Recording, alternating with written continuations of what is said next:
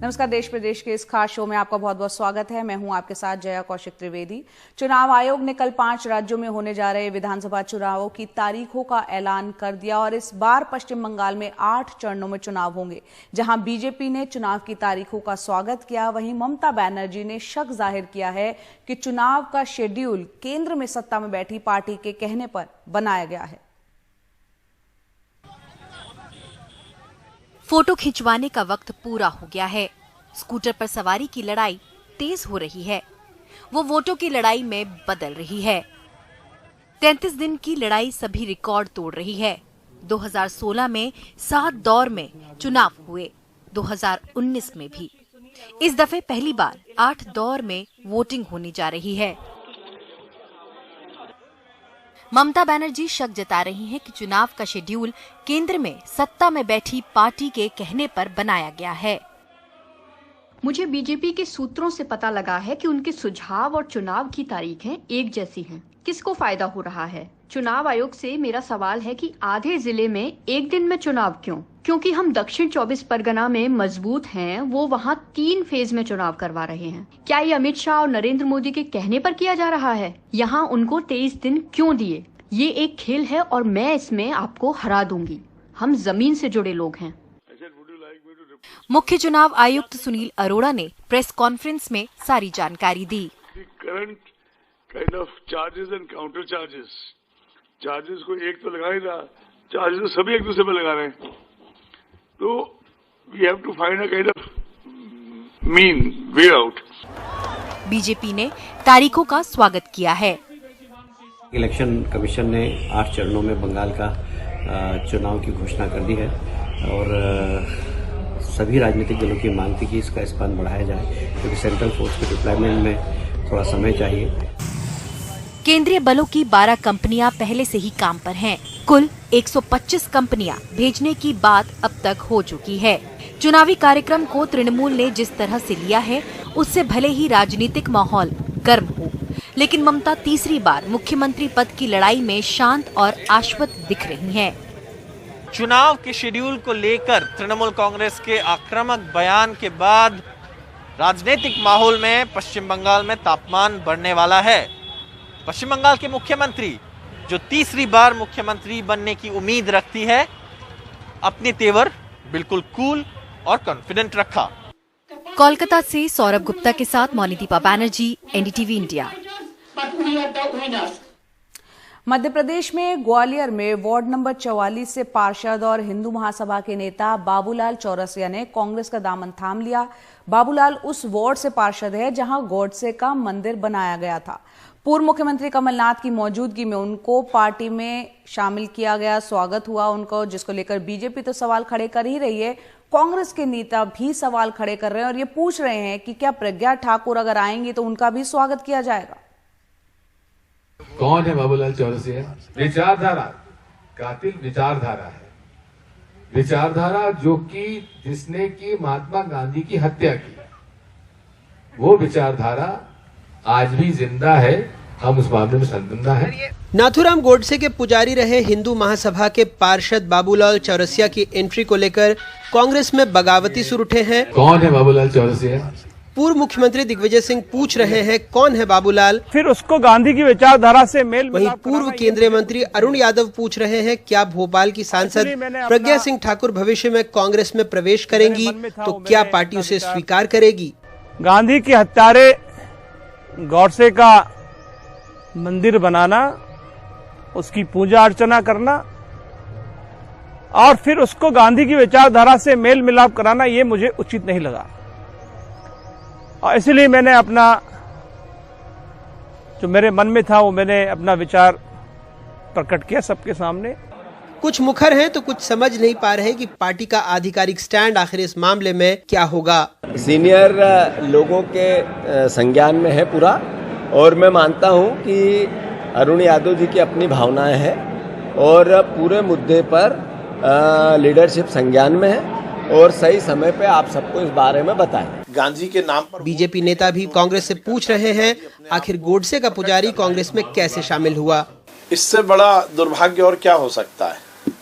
गांधी के नाम पर राजनीति करने वाले वो कांग्रेस के तथाकथित नेहरू परिवार के नेता जिन्होंने गांधी शब्द चुराकर इस देश में राजनीति करने की कोशिश की। अब इंदिरा गांधी का गांधी सरनेम से क्या लेना देना था? केवल गांधी के नाम पर वोट ले ले और टोपी पहनकर गांधीवादी अपने आप को प्रकट कर ले, उससे काम नहीं चलेगा। अरुण यादव को तो जवाब दे दें कमलनाथ जी, दिग्विजय सिंह जी, सोनिया गांधी, राहुल गांधी, प्रियंका गांधी। कुछ दिनों पहले सूत्रों के हवाले से खबर आई थी जिसमें कहा गया था कि एक बैठक में राहुल गांधी ने कहा कि मध्य प्रदेश की सरकार कांग्रेस नहीं बल्कि आरएसएस चला रही थी। हिंदू महासभा के जिस नेता को पार्टी में शामिल किया गया है और उसके बाद जिस तरह से पार्टी में ही बगावती सुर उठ रहे हैं, उससे जानकार इस परिप्रेक्ष्य में भी जोड़कर देख रहे हैं। भोपाल से अनुराग द्वारी, एनडीटीवी इंडिया।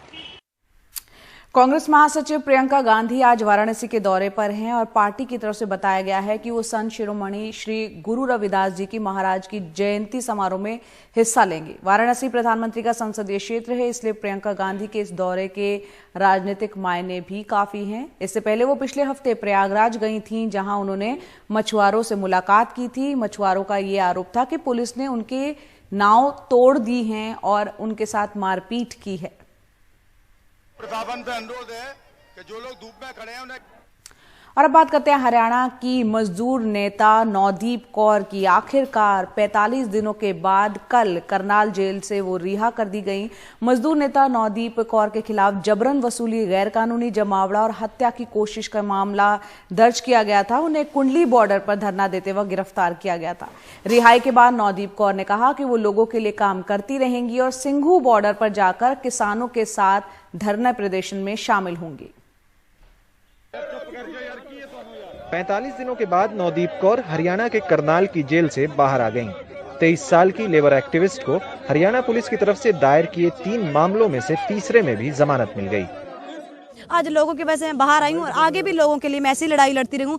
पहले भी मैं कोई गैर कानूनी काम नहीं किया था और आगे भी मैं गैर कानूनी काम नहीं करूंगी और ऐसी जनता के लिए मैं हमेशा खड़ी रहूंगी। मैं यही बोलना चाहती हूँ। नवदीप के खिलाफ जो आरोप लगाए गए वो काफी गंभीर हैं। जबरन वसूली, गैर कानूनी जमावड़ा और हत्या की कोशिश का मामला। नवदीप का आरोप है कि पुलिस हिरासत के दौरान उसका उत्पीड़न किया गया। पुलिस आरोपों को गलत बता रही है। शिव कुमार के मामले में हिरासत में उत्पीड़न का सबूत मजबूत दिखाई देता है, जिसे नवदीप के गिरफ्तारी के 4 दिन बाद पकड़ा गया था। वो नवदीप के समूह से ही जुड़ा है। सरकारी अस्पताल की जो मेडिकल रिपोर्ट अदालत में पेश की गई, उसमें बाएं हाथ और सीधे पैर में फ्रैक्चर के अलावा शरीर पर कई जख्मों की बात है। ये जख्म धारदार हथियार के हमले से हुए बताए गए हैं। ये जख्म 2 हफ्ते से ज्यादा पुराने बताए गए हैं। शिव कुमार को फिर भी पकड़ा गया और बुरे तरीके से पीटा गया है। उसकी पूरी हड्डियां तोड़ दी गई हैं। शिव कुमार के लिए भी ऐसे ही बोलना चाहिए क्योंकि शिव कुमार की लड़ाई बहुत ज्यादा है। हरियाणा पुलिस ने अब तक इन आरोपों पे कोई सफाई नहीं दी है। मजदूर एक्टिविस्ट नवदीप कौर करनाल जेल से तो बाहर आ गई हैं, लेकिन हरियाणा पुलिस पे कस्टोडियल टॉर्चर के जो आरोप हैं उस दाग को धोना बहुत मुश्किल होगा। करनाल से अनीता के साथ मोहम्मद गजाली, एनडीटीवी इंडिया।